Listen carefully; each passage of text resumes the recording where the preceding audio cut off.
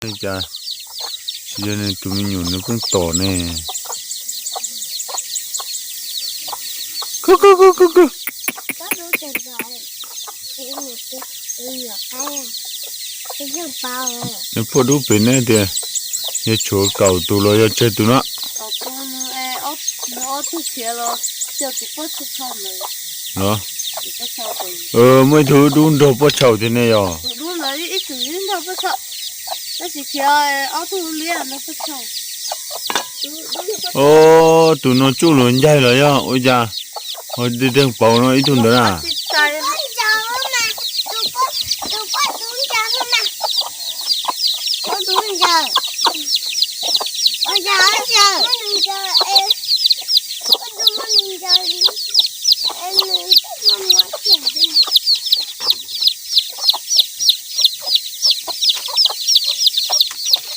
Phụ nó chừng trâu tụi nó cuối à?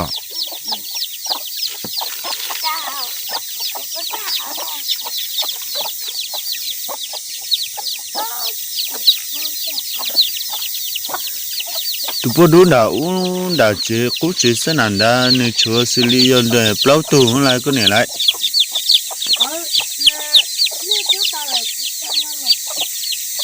Nó ý chỗ đâu tao kia cho chơi tụ à? Nó đi chảy mong gà rồi nữa.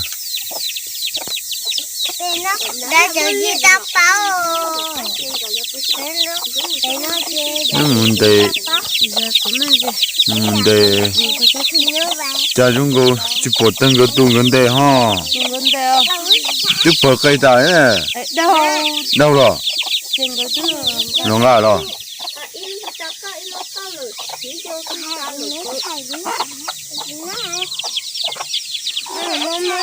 Tem mua à? Có mua tao. Bây giờ. Nó mua đấy chỉ muốn đã để vào mình xài.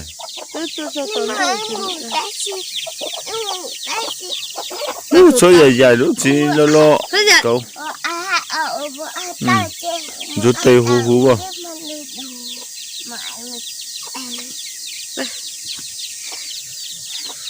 Giờ cũng như thế. Chính thế công sự tầm ai đây có khế rồi. Ai đây nó có khế rồi.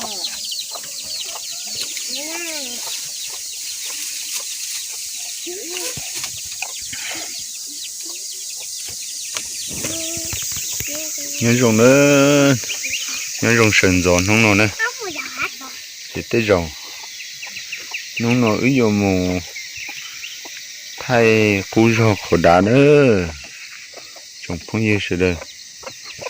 giờ chưa sống chấp lời chị do ua, thì nó giờ chết câu đấy, nó ý vô mù tọt cú rò khổ đá tu chỉ lòn na đấy chị chỉ chôm lên. Cho cha tự nhiên chân tu lon na kiếm lô tu chỉ tao nó đã xì cha tu kết xong nó chừng chỉ lon na nhá nằm hòn tu tư chua ló chôm lợn từ họ chua tiền tu đun dĩa xứ từ xa tiền chơi dù lon na ta xin chơi bé bên na bé chỉ cho nó chỉ sẵn này à ta sử tu cho cha ít bé xứ từ tu rồi thia trên hôm nó ví dụ một trâu bể một trâu tì ở đây tế tao tì nó nè chỉ một trâu tì tha trong cầu tha cú tế những gia lú bó chuột tì nè chỉ trở làm được trâu bể chỉ bể lú đờ nghe đồ bể chỉ bể cho bể thầu là để lưỡng ra nó nè chỉ vô ta phá bể một trâu tỏ con đu hà để tế tao con đu hà cá tao bó để ra tì nó nè nhóc con nó cho họ tìm bằng mình chỉ dọc ít chỉ một số trâu bé chỉ trong cái này nương hà trốn chỉ họ chỉ bỏ đá bỏ đấy nè chỉ nhớ cho con nói nó trò nó khí coi tiền họ cú tế có hay tiền đợi họ cú tế thì có u ấy trong có u đợi cho bỏ chỉ nhỏ lại bỏ xiết trong đời nó chỉ cho con nó nè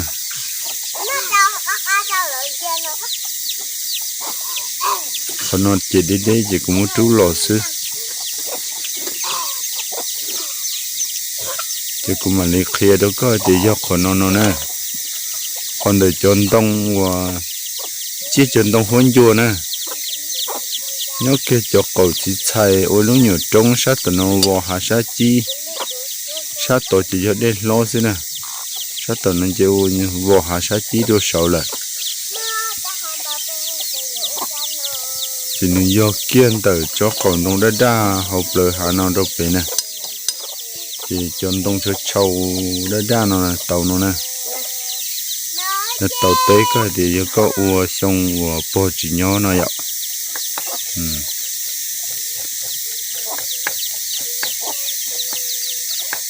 cũng chỉ tao đâu có giờ thả lấy cha đó thì nhà cũng biết đâu của thì nhà này thả có thì po chỉ nhỏ xong có để tên đời chỉ để lo lo nó chỉ những nhỏ cái trên được luôn hàng được nó nè thì vẫn ở hồi giờ là một trâu sát trong giam buồn nè là lúc hai đứa nó chỉ lo trâu phần đông dân chúa tụt tụt được nó phần đông dân chúa tụt tụt gì kia in ta trong được nó lo trâu lợi to nè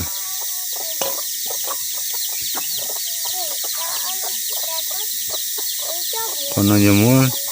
đúng rồi dễ xin nè để đây bộ bể nè đến bộ lên nó nè chỉ yêu lo trâu để lo tới tông nhân chúa bể in ta trong bể làm trâu lúc trong cú rò nè trong cú rò lô nó chỉ do lú à chữ ít khó mềm nhân chúa bồ tỏ lú chữ bồ sát tí cơn gầu tí mà bông tu tí mà lú tí do đây trong xa nè đây trong xa ấy do lú ấy tụ bể lòi chầu kế còn đó giờ đây trong xa lợ họ bé trong cú rò nó chè giờ lúc cái cây bội nhục khó đu nữa nè người xử lý giờ nào luôn được trong ram buồn được một trâu to chỉ giờ plau lú chỉ giờ lú cơn cầu thì đây trong xa lú thì in được tuần thu tế tao được nó lòn đạn nó chè giờ trong ram buồn lú thì ô nó chè nhiều lúc trống là kể chú nhiều nè lúc thì bé ở dân chúa ở sở ít nhiều xế rò bỏ nhiều cá dân chúa bé lo trâu to bỏ chữ nhiều khó chắc của trong dân chúa được chứ giờ bé lúc trông trăng ở nhóm lần thu cú rò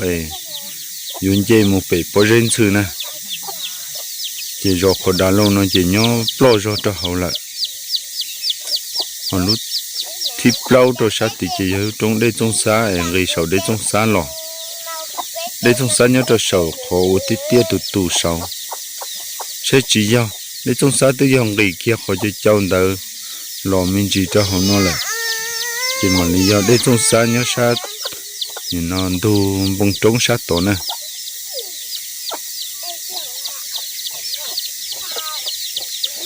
thì lúc là trong đây trong xã để lột trâu phun đàn nó chứ nó một trâu thì tàu rong ấy ở lúc nhổn chó nhớ cho để tụ can trong nó là tí trâu săn trâu chỉ do trâu cẩu cú rô đa lô đây là chắc thấy lo đi nó trâu ít trồng phun như là trồng po trồng như sẽ đợi tàu bấu ga sẽ lên đợi thì tới rồi hôm nọ đi chợ là tới rồi của một tô tổ của rồi khỏi đá nữa anh ấy họ sẽ cho chậu của một sai tổ của rồi khỏi đá xe của họ dùng một chậu này cho cú và cú chế nên tới cú và cú chế thầu này tới po tới giờ ít chữ nhỏ thì hôm nọ của cho bé sẽ được một sai nữa cho po cho giờ nữa thì lý do giờ chơi câu thì po chơi câu này nè chứ sáng chấp rồi do nè ô tô po giờ nè cú hay tiền nhân cho tết của bác của chơi cơ thì hôm nào cú cho bé sẽ được một sai cú cho khỏi đá nữa trồng phong như sẽ được nữa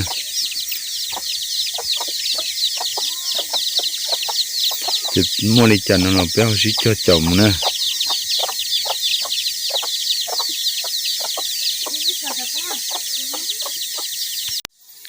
rồi nữa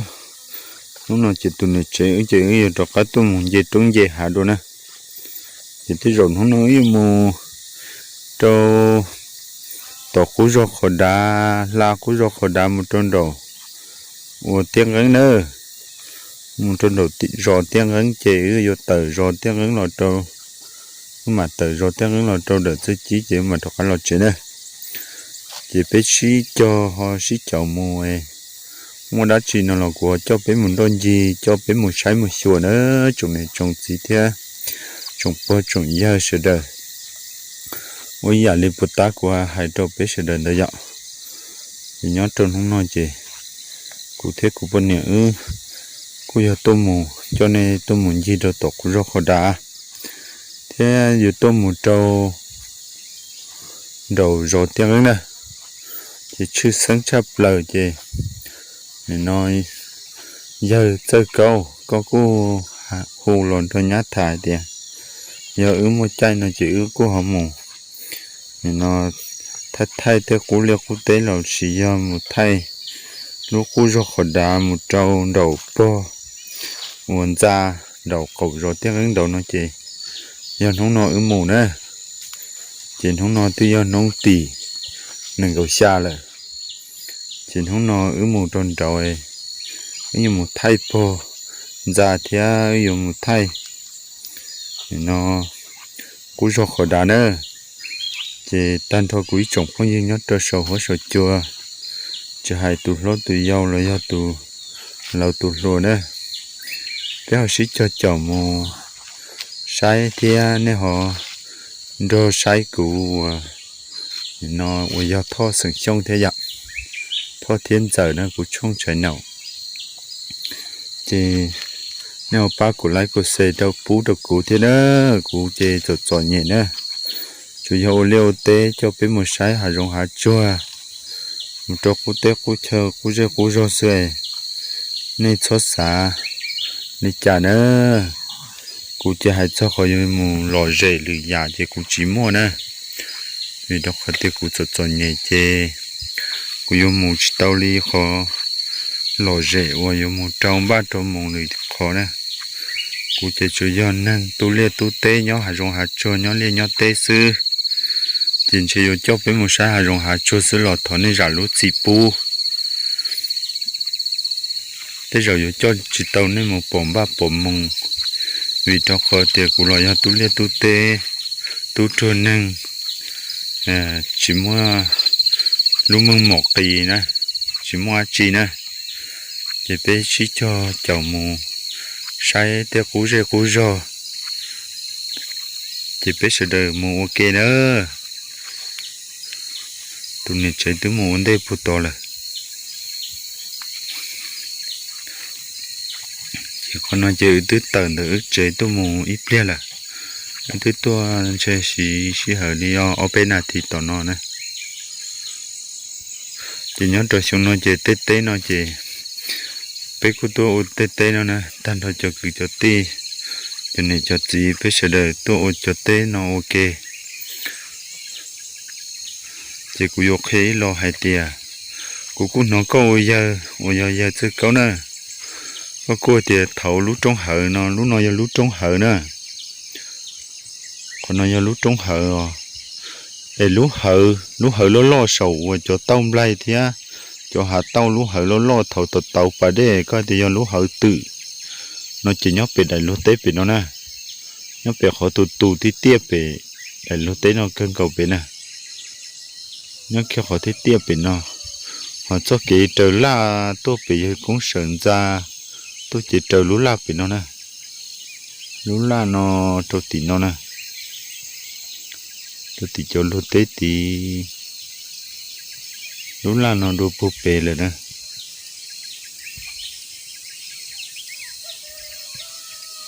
còn nó nhớ sáng cho cái tôi sáng khó tổ cũng rồi họ đã tôi nè sắp bên nó nè cho nó trên nông tứ tử thì trên nông tứ chị ở đâu tên nó là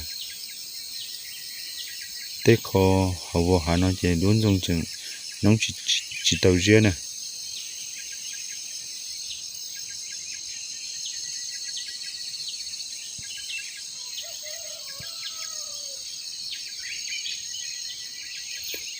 chỉ lúc hơi lo của hay có giờ của hay lên tới chỉ nhóc đầu bể có tiếp tiếp về nó nè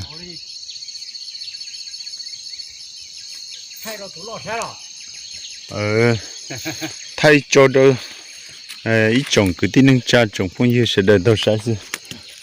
nên chỉ đó chưa số nào vậy à lúc nâng một chế tua mà chỉ ra mà open đầu in tràng cầu sữa cho luôn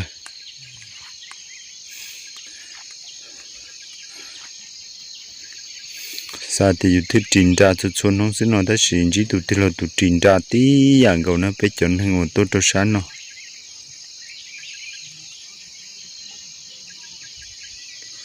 chỉ ta xin nói chỉ biết một con nó là tí nè té trên đầu hà nó một cái tí là té tí lúc cá nhiều chế tí bỏ cho cái gì cho tí làm một chỗ tí tàu chỉ một mi tí nó tàu chỉ một mi tí nó要tàu chỉ một mi bây giờ chỉ chút chết tàu nè thầu u cho cái tí là muốn cho là chỉ một trâu cho đến chờ ta là kia là muốn cho đó bây giờ chỉ chút chết nè giờ chỉ chút chết chỉ cho bây giờ chỉ kia nè chỉ dùng chế cho cái đá linh để cho ăn đồ chỉ xài một mình nó cho sáu nè một chỗ thì khó trong cầu đi mấy tấn đông thì nói trong cầu đi dùng chúa cho nên hàng nhỏ nhung no đó gì nó phát lại dùng một chỗ đại lúa tết tí chế cho phải lúa đời của tiền lương ra của ta nè chỉ bây giờ một nó nè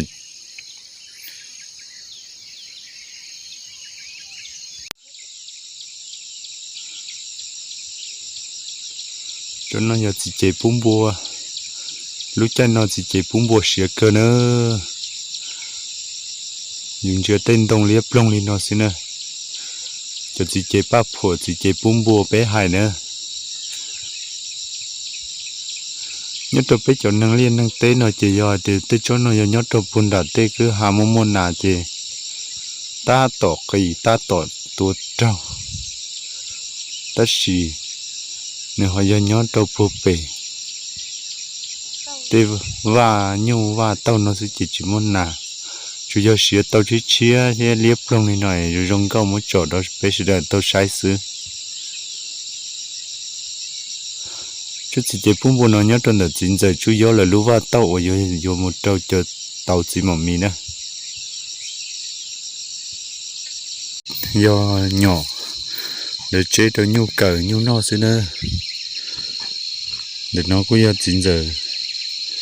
pha luôn giờ luôn nó vậy chỉ pha luôn nó chỉ giờ chả chay tú chỉ chú gió cũng giờ nọ tổ tú nè chỉ chú gió luôn bố tổ chọn tôi chỉ chay tổ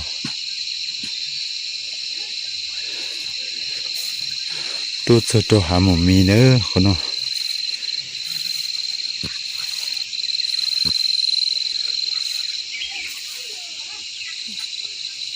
nó chưa hấp hổ bây giờ phải chết rồi chúng nó nhớ sự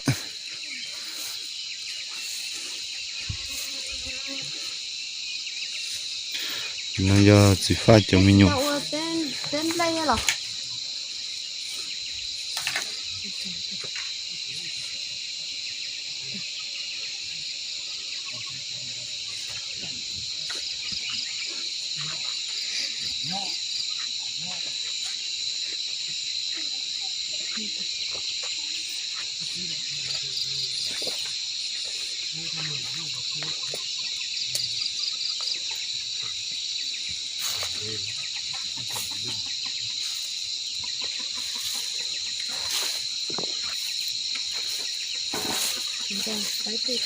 cái chúng ta theo dõi này này rồi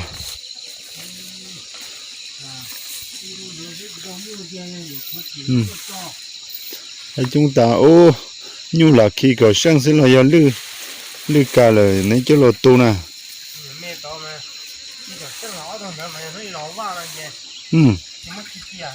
giờ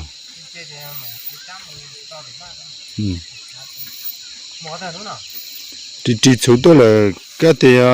ba số tôi nó trốn đâu là nó bảo thế rồi một cú rồi khỏi đá một trốn đồ rồi tiếng ứng đầu thế mà đi lo đúng mà mùng gì tôi trong hộp bé xí sao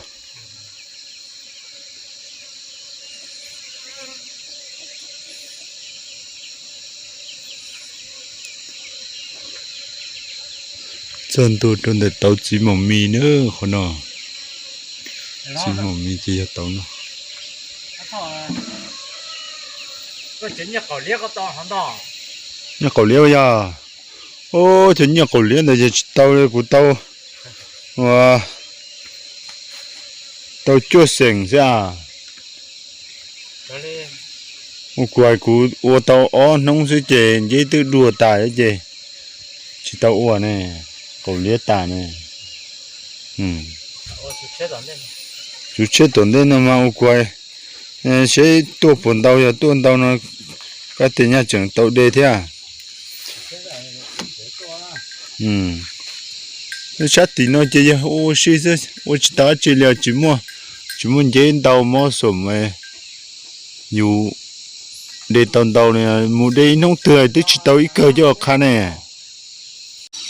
cũng chỉ bảo lên nên không cũngยังmuốn chỗ thôi thay tàu đại là đấy gì cũng chỉ bảo để nó nên bộ bao có tủ giờ có hai tiền nếu tàu tỉ từ trong ra bộ thì nó khó tới là luôn thì nó thầu có tự uo thì à nó chỉ cũng chỉ bảo để cho tàu tư li nữa thì cũng thứ muốn chọn nên để li nó tôi coi rằng nếu có sai sẽ hỏi cho tàu tư nó giờ nữa trên nông trên rồi chỉ cũng không nhớ đâu thì cũng khó tới ở sát tỉnh dọn trong yên ở những bàn chơi sát tỉnh còn dọn trong tỉnh nó này gia chồng lông tao nó lại thì khó lúc trong phá dọn trong tỉnh nó nhất thì nó thay đổi các sát tỉnh xứ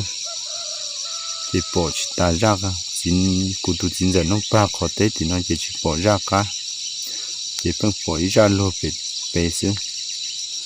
thì nó cũng tốt cho trơn được một mì của chúng tôi tổ cú do trơn đậu nên khó qua hai tôi biết sẽ đền được tôi cho con nó tôi đọc có một chọi ý lử còn nên đấy chứ chân tôi cậu tù ở giờ rằng sẽ họ cho tàu tư thì tia còn nó chỉ do lú từ trong ram vô lần đó ta chỉ phá nó chỉ phá lò băng lò tôi tỏ ngoài hà tụi nó lúc chắc cổ trống chừng nhau tôi tỏ lúc chắc cổ trống và chống đã đa tụi này thì chỉ bao thì thầu có ua phụ cho tỏ chắc cổ trống tỏ luôn bông trống cho chống đã đa tỏ là do cái những ua kia khó ua từ chín giờ nó ua chống non đời khó bên trên giống nó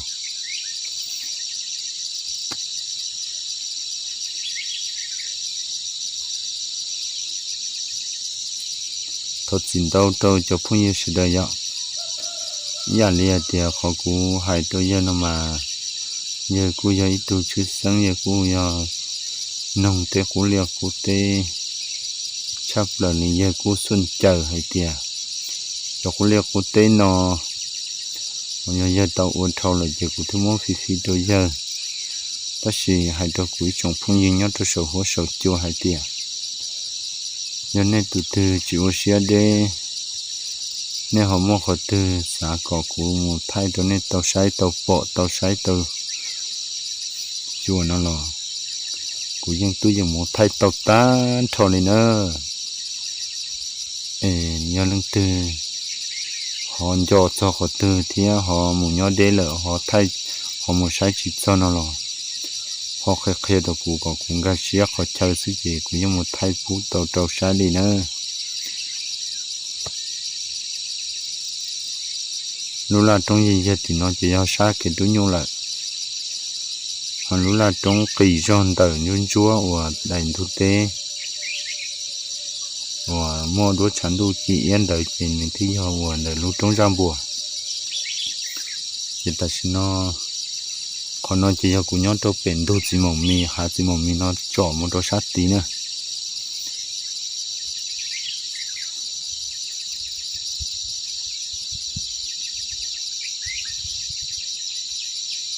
thì ta chỉ nó cũng dùng một số kiện từ của ý sáng nó là về anh muốn cho cái nó mua là phải nữa như tao cho cái nó là phải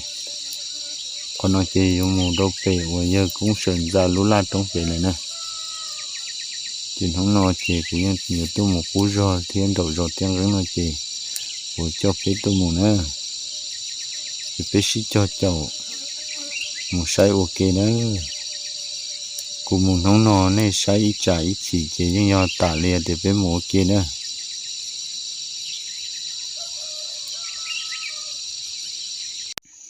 là cái gì xong đó cái sống đó rồi lá sữa phụ tổ lọ ô con này chả cho chỉ nó dùng câu tiêu giá tiêu chỉ má cho nó cho má sẽ lại xem chỉ má đã rồi thôi chả chỉ cho chỉ liếp luôn lú xía rồi chỉ cho lú liếp rồi nó nhọ cái gì cá nhở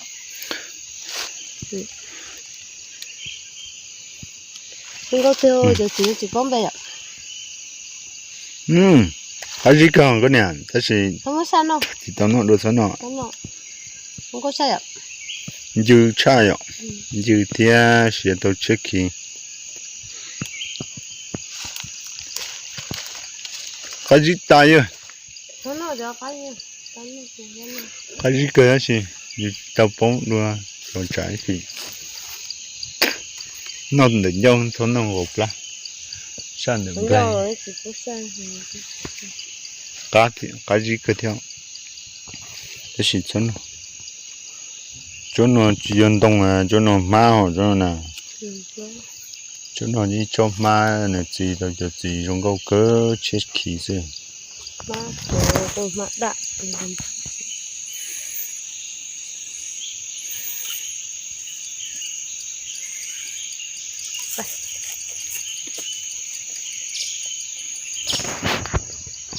ô cái nó còn cho tôi tua sao cũng cho chúng mình xả mẹ or cho chúng chẳng mò nó tua lại giờ lại nè tôi cũng cho phá chỉ phá dùng mua lò cho mua hầu vỏ chứ có cho mà chỉ cao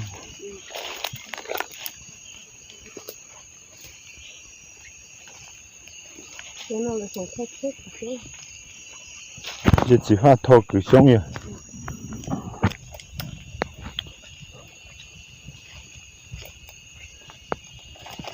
trên trên này mua liền một té về tụ khu đà lim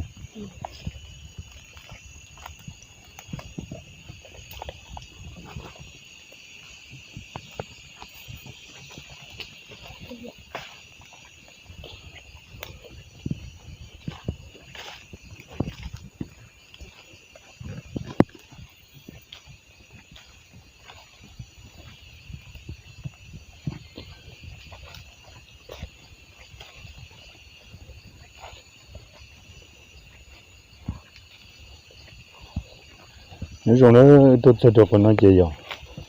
và khi lo đó này thì tổng kế nó chỉ cho tổng sơn đậu thầu đúng là trong nó và bây giờ chỉ là niệm ra này rồi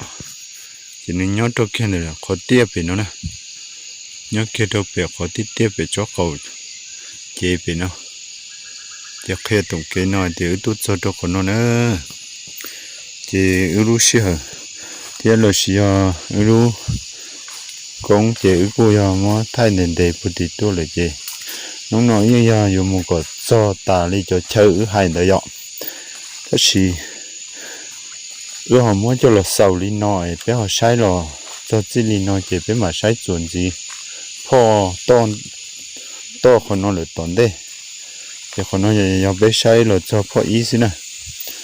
thì đến đây thế chị mà đi mù cho thế chị thế rồi trả lời nó nói như một thay đầu thân trong lời đó gì mà muốn còn nói cho lời cho chị này nó đâu biết sai chị cái mà đi sai ủa nó phó ó trong tuần đây nè thì tôi cho còn nói chị cứ giờ ta tội dùng một trong tàu liên ra nữa